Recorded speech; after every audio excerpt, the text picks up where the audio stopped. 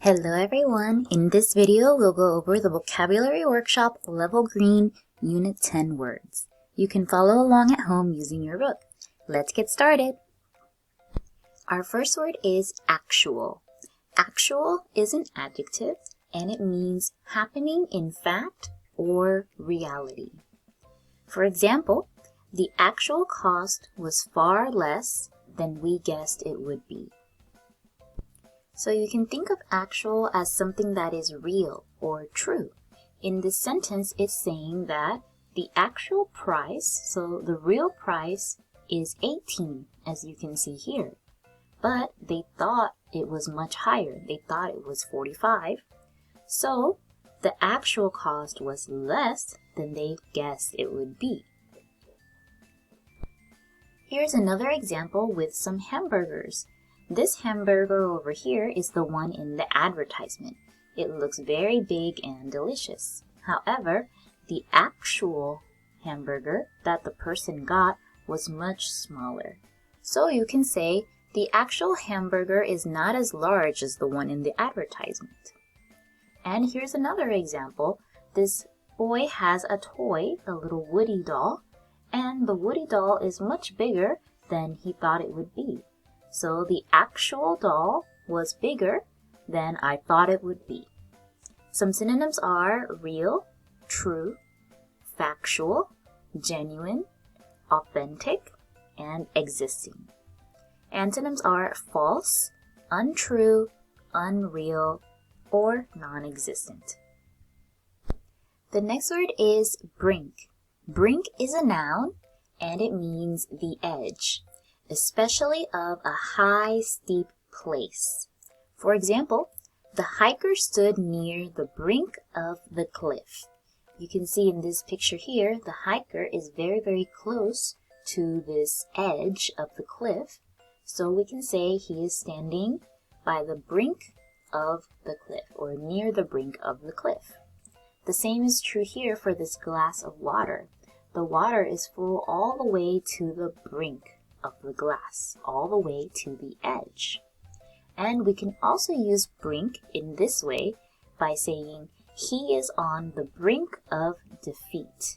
It means he's on the edge of losing. He's almost going to lose. That's why he looks very sad or nervous. There are no synonyms or antonyms for this word. So again, brink is just being near the edge, and especially if it's somewhere high like a mountain or a tall building. Our next word is chill. Chill is a noun and it means an unpleasant feeling of coldness or coolness. And chill can be used in two different ways. So this first way as a noun is just talking about this feeling, the feeling of being cold. For example, I felt a chill as I skated on the pond. So in this sentence, the person felt cold when they were skating on the pond. But we are using chill as a noun, so they're talking about the feeling. I felt a chill.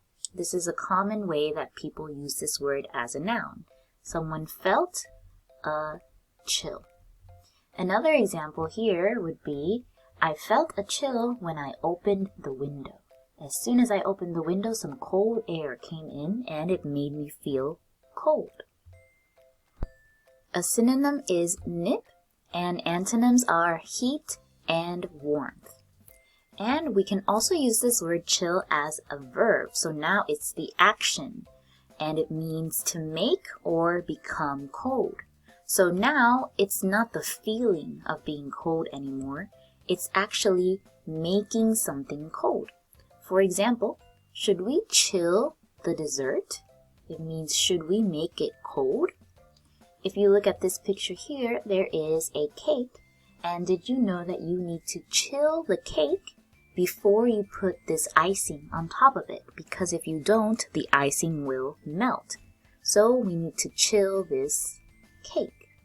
Another thing that we can chill is something like lemonade or other drinks.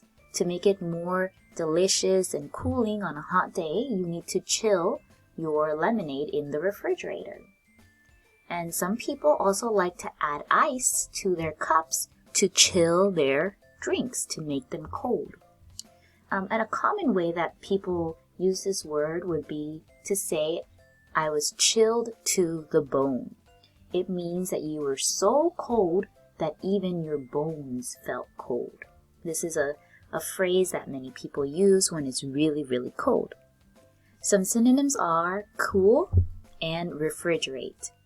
Antonyms are heat, defrost, and warm.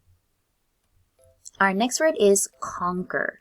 Conquer is a verb, it's an action word, and it means to defeat or take over, to master or overcome. For example, the army hoped to conquer the enemy quickly. A long time ago, there were armies, usually with kings or queens, and they conquered other lands. It means they take over the other land to make their kingdoms bigger. I can also say the brave knight conquered the dragon. So he defeated the dragon. Or if you know this character from the TV show SpongeBob, he wants to conquer the world. He wants to take over the world. Some synonyms of conquer are win, beat, overpower, or overthrow. And antonyms are surrender, yield, submit, and relinquish. There is another way we can use conquer, not just to take over something, but to master something, to overcome something. It means you are trying very hard to win something or do something that might be difficult or might be scary. For example, maybe this man here is afraid of high places, but he wanted to conquer his fear. You can conquer your fear of things, or you can even conquer a mountain. I can say the two men conquered the tallest mountain. Our next word is fortunate. Fortunate. And fortunate is an adjective. It means having or bringing good luck, or just being lucky. So someone who is fortunate has good luck, or something can bring you good luck, and we can call it fortunate. The example says, we were fortunate to have no rain during spring break. So in this sentence, there was a spring break that was happening, and there was no rain, even though usually it's very rainy in the spring. So these people, we were feeling fortunate. They were feeling lucky. Maybe you were walking down the road one day and you see some money on the ground. Then you can say, I was fortunate when I found money on the ground. In this picture here, there was a hiker that was lost on the mountain, and thankfully he was able to be rescued by a helicopter. So I can say the fortunate hiker was rescued by a helicopter after getting lost in the mountain. In this picture here, this woman won a lot of money. She won $5 million. So she was very fortunate. Maybe if you are also fortunate, you can win the lottery like she did. You can win a lot of money. And some people think that they are fortunate because they have a family that loves them. Do you feel fortunate for anything that you have? Some synonyms are blessed, happy, successful, and favorable.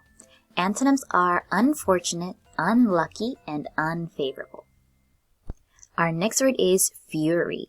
Fury is a noun, and it is strong anger or rage.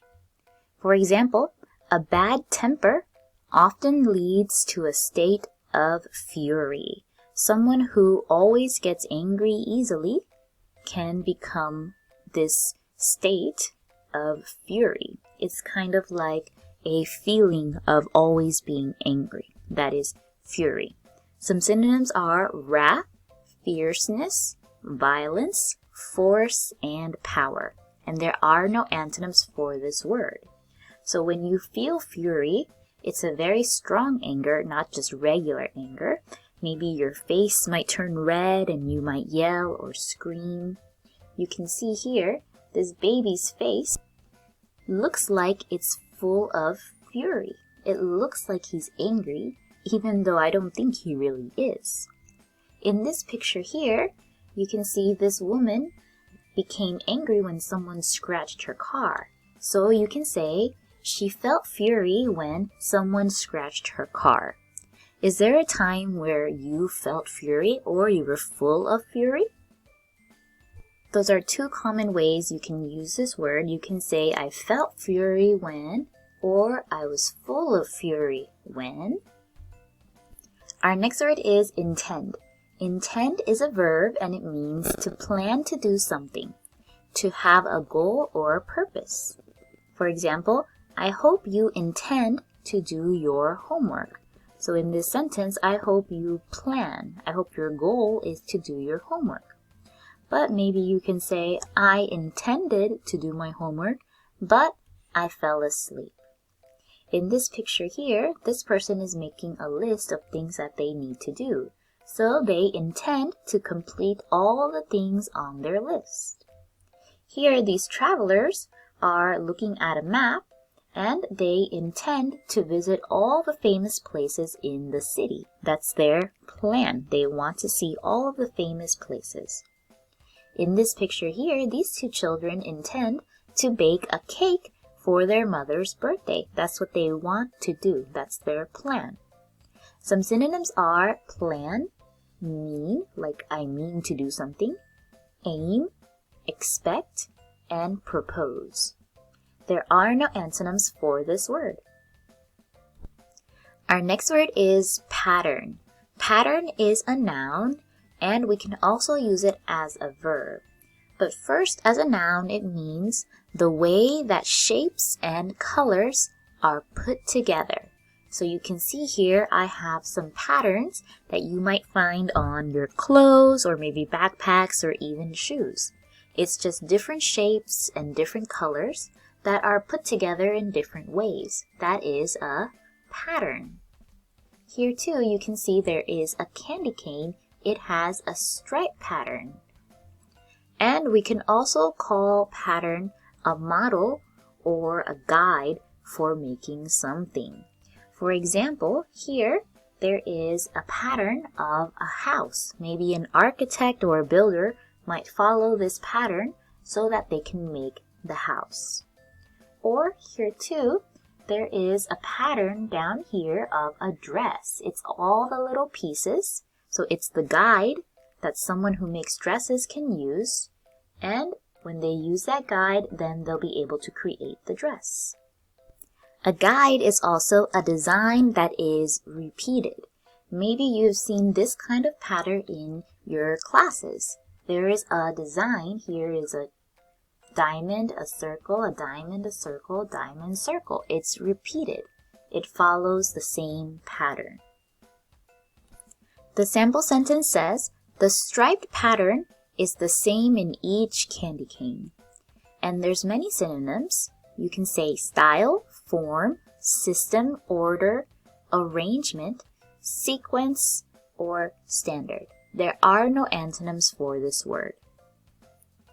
We can also use pattern as a verb, an action word, and it means to make or follow according to a model or design. In this way, we're basically using it to mean copy, to copy something. The example says, I hope to pattern my behavior after someone I look up to. In this sentence, this little girl wants to pattern her behavior. It means she wants to copy how she acts after someone that she looks up to. So maybe it's her older sister or her mom. She looks up to, she admires that person. So she wants to pattern her behavior to be the same as that person. In this example of this library over here, I can say the architect patterned the new library after ancient Greek temples. So there was an architect who was building this library and they patterned it. They made it look like ancient Greek temples. Here in this example, there is a cake, and I can say the baker patterned the cake after some flowers in her garden. There were some flowers that looked like this, so she patterned the cake. She copied the design of her garden to look the same. Here are some pictures of some old dresses. The style is a little bit old, but this girl really liked it, so she patterned the old styles to make her new dress. Some synonyms are style, form, imitate, and match. There are no antonyms for this word. Our next word is vibrant. Vibrant is an adjective and it means full of life, energy, or activity. And we also use it to describe something that is very colorful. It's full of color. For example, your personality is lively and vibrant. Someone who's vibrant is maybe always happy, always smiling. Maybe they're energetic, they're spirited, they have a lot of energy. So these synonyms are all good ways to talk about this word vibrant. We can say they're lively, energetic, spirited, dynamic, vivid, bright, and striking. Here is a picture, and I can say this picture is full of vibrant colors. It's very colorful, it's very bright, so I can talk about it as vibrant. We often also talk about flowers as being vibrant. Here I can say she is taking a picture in the vibrant garden. Vibrant also means full of life and energy, so I can use it to talk about these children here. I can say the vibrant children played happily in the water park. And in this picture here, this is a picture of the Festival of Colors celebrated in India. And as you can see, the people are covered in vibrant powders. Some antonyms for vibrant are lifeless, dull, ordinary, and unremarkable. Our last word is wit. Wit is a noun and it means the talent to describe things or people in a funny or unusual way. There's 3 different ways that we can use this word, so let's talk about this way first. Someone who can describe things or talk about things in funny ways, we can say that they have wit. For example, if you look at this video here, there's a girl that was coming out of her house and her dad asked her, "What's that on your face?" because he thought that she was wearing some makeup. So she said, beauty, to tell her dad the only thing on her face is just her beauty. So we can call that as having wit. She answered in a witty way. We can call it wit because most people probably wouldn't come up with that answer. They would just say, there's nothing on my face. So that is wit. Wit is also the ability to think clearly. Someone who can quickly come up with an answer for something, we can say they have wit. Here's another example. There was a little girl named Haley who was 9 years old, and she went outside on a humid day, and instead of just saying, "It feels hot" or "It's humid," she said, "It feels like the sky just sweated on me." So this answer is something that's very unusual but also funny if you think about the sky sweating down on you. So that is an answer with a lot of wit.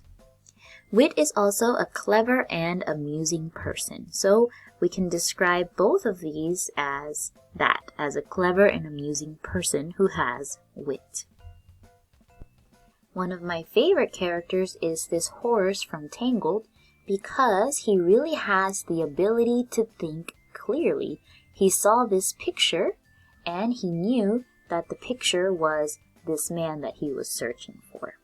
So wit is not just being funny or telling jokes, but also you have to be clever and think quickly or think in an unusual way.